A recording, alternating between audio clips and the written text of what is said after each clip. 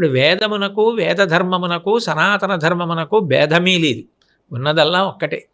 ప్రమాణమును చెప్పడానికి వేదం అన్నమాట, మళ్ళీ ఆయన చెప్పిన మాటలు చెప్పడానికి వేదంగా వచ్చాయి, అంతే తేడా. అంతే. సనాతన ధర్మం అంటే మతాలకు అతీతం అనుకోవచ్చా గురుగారు? లేదా మతము అంటే మనుష్యుల యొక్క అభిప్రాయములు కానిది, భగవత్ ప్రోక్తమైనది అని మీరు అర్థం చేసుకోవాలి. ఇది భగవంతుడి చేత చెప్పబడినదే తప్ప వ్యక్తుల చేత చెప్పబడినది కాదు. అందుకు కదా వేదం అపౌరుషీయము అని.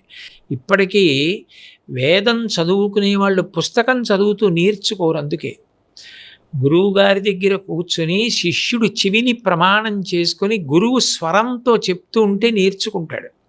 శృతి అని దానికి పేరు. ఎందుకనంటే చెవిని ప్రమాణం చేసుకుని ఆ వేదం నిలబడుతుంది. అది ఎక్కడ ఒక అక్షరం ఎన్ని వేల సంవత్సరాలైనా మారకుండా ఉండడం కోసం వేదం చదివే పద్ధతులన్నీ వచ్చాయి. ఘనపాఠం, జటాపాఠం, క్రమపాఠం, ధ్వజపాఠం, శిఖాపాఠం. ఇన్ని రావడానికి కారణం ఏంటంటే వేదం కొన్ని వేల సంవత్సరాలైన ఒక అక్షరం మారదు. మారకపోవడానికి కారణం పుస్తకంలో అనుకోండి, పాకి వాయో నాకి సాయో పడిపోవచ్చు. గురువుగారు తన గురువు దగ్గర నేర్చుకున్నది స్వరంతో శిష్యుడికి చెప్తారు. అప్పుడు మారే అవకాశం లేదు. ఎక్కడైనా తేడా ఉంటే ఘనపాఠంలో జటాపాఠంలో దొరికిపోతాయి. అందుకని వేదం చదవడానికి కూడా అన్ని రకాలైన పద్ధతులు వచ్చి ప్రమాణాన్ని కాపాడారు.